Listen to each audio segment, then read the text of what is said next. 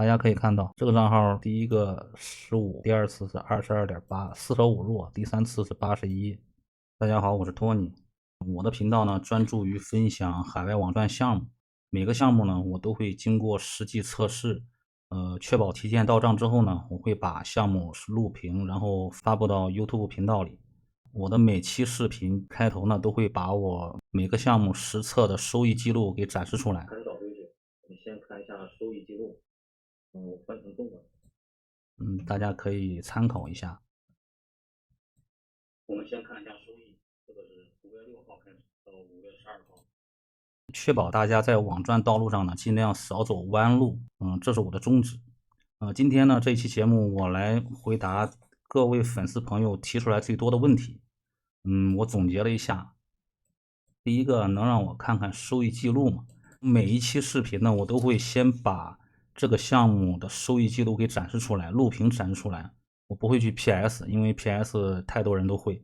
对吧？然后呢，如果你想看实际的收益记录，这儿有一个。这个项目现在已经停止注册了，不让注册了。现在呢，这是8月份的收益记录。这个也有，这是2个，第2个，第3个。以后呢，有什么新项目呢，我不会再发到 YouTube 频道上了，因为很多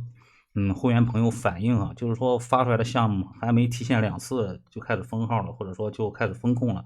为什么呢？因为项目发出来肯定有大量的批量注册的账号呢，然后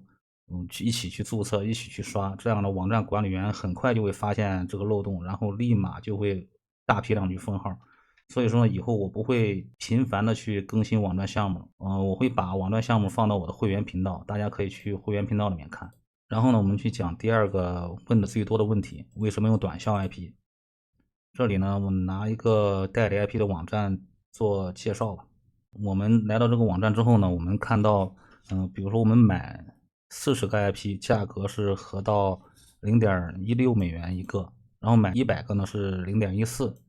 这个价格呢，只有人民币可能就是1块多一点，相比于我们买长效 IP、静态 IP 呢，可能要便宜很多。比如说我们去买静态 IP，可能一个 IP 要3-4美元。这样呢，我们去批量注册账号的时候，刚开始我们不知道这个项目能不能做成的情况下呢，如果只是去做测试，批量购买不同的 IP 呢，就太浪费钱了。所以说呢，我们尽量用短效 IP，这样可以节省我们的成本。如果这个项目比如说稳定之后呢，大家可以用长效 IP，就用一个长效 IP 就行了。但是如果用短效 IP，如果中间要更换的话呢，记着国家和城市一定要保持一致，因为你提取短效 IP 的时候呢，它可以选择国家和城市，比如说美国，你选哪个州，哪个州或者说哪个城市都可以选。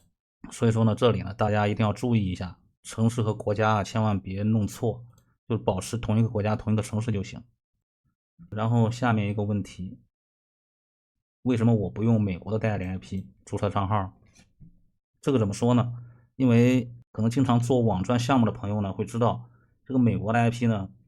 如果说你去用那个指纹浏览器，你提取一个美国的 IP，你新建环境之后测试 IP 的时候呢，它会提示你啊，这个 IP 半年内在频道里面使用过，肯定会有这种情况出现。因为我们太爱用美国的代理 IP 了，因为美国的代理 IP 呢确实也比较多，所以说呢，我们尽量用 IP 的时候呢，我会尽量避免用美国的，经常用的那些都是新加坡、日本、加拿大也有，有时候也会用到一些小国家，这一点大家注意一下就行。另外呢，我们尽量不要去用，比如说印度、孟加拉、印尼这些国家的 IP 呢，我们尽量不要用。因为这些国家怎么说呢？他们那些国家，比如说刷广告啊、刷流量，已经形成产业链了。所以说呢，很多网站平台都特别的害怕这些国家的 IP 去注册。如果注册呢，他们肯定会提高警觉性。所以说呢，我们尽量不要用，比如说东南亚、南亚这些国家的 IP 尽量不要用，非洲也不要用。第4个，为什么要用住宅 IP 去刷流量？住宅 IP 刷流量和机房 IP 呢，其实都可以刷。但是住宅 IP 去刷流量的话，举一个例子，我们可能会遇到过那种情况，我们去注册账号的时候啊，我们国内的一些朋友去科学上网去注册账号的时候呢，可能梯子会不干净，不干净的情况下注册账号，它总是会跳出来，验证，比如说让你点消防栓呀、点小轿车、点公交车、点摩托车这种各种验证，因为我们的 IP 不干净。但是如果我们用自动化脚本去运行广告的话呢，经常会出现这些防止机器人验证的这种东西，因为我们用的脚本也算是自动化脚本嘛，所以说这些呢，他们就是为了防止我们出现这种情况的，然后所以说做的一些防护吧。如果我们用住宅 IP 去刷流量呢，基本上就不会有这种问题产生，或者很少有这种问题产生。所以说呢，我们去刷流量的话，用自动化脚本刷流量的话呢，尽量用住宅 IP。下面还有一个问题，为什么用动态端口去刷流量？动态端口去刷流量怎么解释呢？端口我们比如说去看一下，这个端口呢，它比如说它有一个功能，就是它能自动切换 IP，它不是一个代理 IP 的列表，它是一个动态端口。然后呢，比如说3分钟切换一次 IP 吧，我们可以想一下，一个端口1个小时能得到20个，每3分钟一个的话，如果10个端口呢，1个小时就能得到200个。所以说呢，端口肯定是越多，然后我们得到的收益会越高。还有一个问题，我看。还有一个问题是，很多人还不理解端口到底是什么意思。我再和大家解释一下这个端口到底是什么意思。我们比如说拿这个厂商为例哈，这个厂商的代理 IP 呢，我们可以把它理解成为一个代理 IP 池，也可以理解为一个蓄水池。比如说它这个厂商，拥有全球180个国家地区，有超过1亿个真实住宅代理 IP。如果这样的话呢，我们把这1亿个 IP 呢，就可以理解为一个大的蓄水池，端口呢就相当于水龙头。然后呢，我们的水龙头安的越多呢，流出来的水呢就越快。代理端口也是同样一个道理，你的代理端口越多呢，你得到的 IP 就越多。比如说，一个端口3分钟一个 IP 吧，5个端口的话呢，3分钟你就能得到5个 IP，1个小时呢你就能得到，让我算一算。得到100个，一个端口1个小时20个嘛，5个端口1个小时是100个。这样说呢，大家应该就比较好理解了。另外一个呢，选厂商呢，怎么说？这个厂商，你选之前一定要问清楚啊。我原来用过很多厂商，会出现哪种情况呢？比如说我把国家定位到了英国或者定位到了欧洲各个国家呢。比如说我有50个端口吧，如果我全部定位到英国的话呢，但是我每天得到的 IP 呢只有几百个。很多朋友过来问我，你看我买了这么多端口，然后我的 IP 每天访问量这么小。这个东西呢，其实和代理 IP 池呢关系非常大。我举一个代理 IP 池的厂商作为一个例子说一下吧。这是另外一个代理 IP 厂商，我把它的代理 IP 池的代理列表呢做成一个列表。我们可以看到啊，这是代理 IP 池的数量从高到低排列。它的数量最多是美国，然后第二是印度、巴西、菲律宾、孟加拉、印尼、越南、阿根廷。下面呢基本上就是一些小国家。所以说呢，如果你把这个代理 IP 你如果全部用成美国国家指定成美国呢，那你的访问量就会非常大，因为美国的代理 IP 多，其他国家的代理 IP 少。另外一个，你肯定不会用这些国家的，对吧？这些国家你肯定不会用。所以说呢，你如果用欧洲国家，我把欧洲国家的也做了一个列表。看列表2，你看除了美国之外呢，然后从加拿大、英国、澳大利亚下面就是几百个欧盟国家，包括那些发达国家几百个。如果这种情况下，比如说你把 IP 端口全部指定成英国，你的端口就算有50个，但是它的 IP 总量只有500个。这样的话，你肯定刷广告流量或者刷什么，你得到的广告平台技术呢就会非常少。因为它本身它的代理 IP 数量太少了，并不是说这个带宽不够高，也不是说广告平台或者扣你流量什么意思。这一点呢，希望大家从这儿能看得明白。如果你用美国，肯定特别多，因为美国的代理 IP 数量多。还有一些新手朋友呢，他们可能上来不愿意去买代理 IP，他们比如说想测试一下项目。如果想测试项目呢，你到我的视频下面会有一个频道。视频下面会有一个频道，这个频道，对，就这个。去这个频道里面呢，我会每天去分享一些我用过的，或者说是采集的一些代理 IP，大家可以每天都可以用，每天分享3次，大家可以去免费使用，去测试一些项目完全没问题。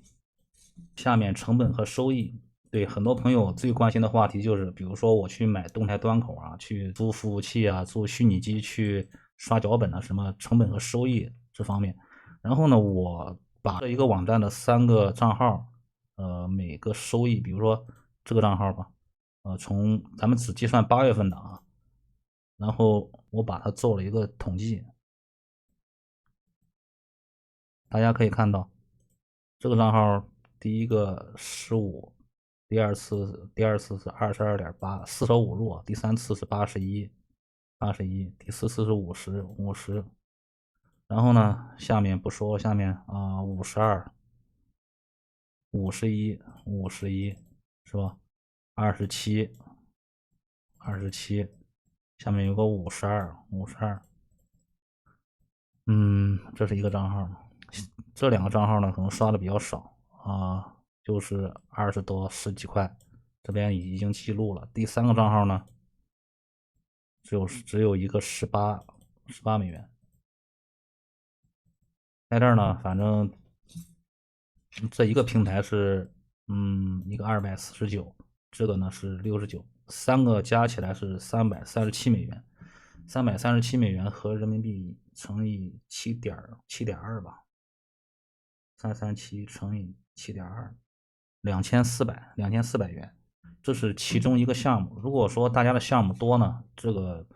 收益呢肯定会成倍的增加。所以说呢，我感觉如果新手呢做成本和收益的话呢，会稍微难一点。如果说你已经非常有经验了，你这个收益应该是相当可观的。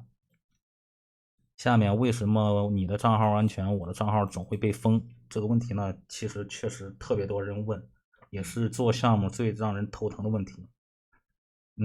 我和大家说一些细节啊，就这些账号呢，你不要总是去刷新，不要总是去登录，频繁的去刷新。另外一个注册账号最怕什么呀？最怕比如说01、02、03、04，就是说你比如说去注册 ID 啊，比如说叉01或者叉02、叉03、叉04，或者说密码都一模一样，比如密码都一模一样，这种是反正是大家尽量避免这种。第二个呢，国家比如说4个账号，国家尽量不要一样，尽量把国家区分开。最后呢，还有就是说，你注册的时候，你不要1个小时一个，1个小时一个，你分开注册。比如说，你今天注册一个，跑2天，后天注册一个，再刷1天，大后天再注册一个。另外几个网站刷的量尽量也不要一样，比如这几个网站吧，每个网站刷的量都不可能一样，这一点呢，希望大家能借鉴一下，就是尽量防止账号和账号之间的关联性，这样呢，被封的概率呢就会相当小。还有一个就是，这个可能呢，就是说，大部分人的痛点就是，比如说以后呢，我有什么项目呢，我不会再发 YouTube 上了，因为呢，发了之后呢，你看，比如这一个4000多观看量，4000多观看量的话，你想几百个人去注册的话，那肯定，网站管理员肯定会发现它的流量异常，肯定会大量的去审查账号，去封禁账号。所以说呢，这些都是我平常经常注意的一些算是经验吧，希望能给大家带来帮助。接下来呢，想和广大新手朋友们说一句话：做项目呢，不要上来就为了挣钱，千万不能急功近利，因为你就像你有劳动技能之前，你肯定要去学习，对吧？比如说我们上学也是一个过程，所以说呢，如果说你想上来就挣钱啊，那除非是资金盘，如果不是资金盘，肯定要有一个学习的过程。尽量的静下心，多研究一些网站的政策。比如说你去看到一个网站，首先看它什么政策，看它怎么付款，日付或者说是满多少美元付啊，或者说是看它定期付，或者说用什么支付，用加密货币啊，还是用贝宝，还是用信用卡，这些呢一定要了解清楚。还有网站的各种要求，这个呢需要自己多积累经验。我呢口才不太好，聊了这么多挺吃力的，希望刚才我说这些呢对大家会有所帮助。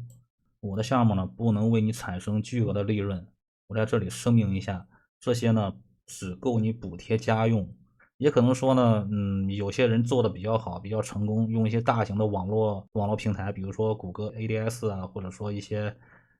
大型的广告网络，他们可能能做得到。这些呢，你需要积累大量的经验，然后有自己的网站，每天呢要投入大量的精力去做 SEO 优化，这样才能达得到。所以说呢，新手朋友呢尽量静下心来，然后踏踏实实的去学习。今天的视频就到这儿，然后呢，喜欢我的视频呢，一定点一个关注，这样呢不会错过以后更新的视频内容，还有更多的网赚资讯。今天的视频就到这里，谢谢大家。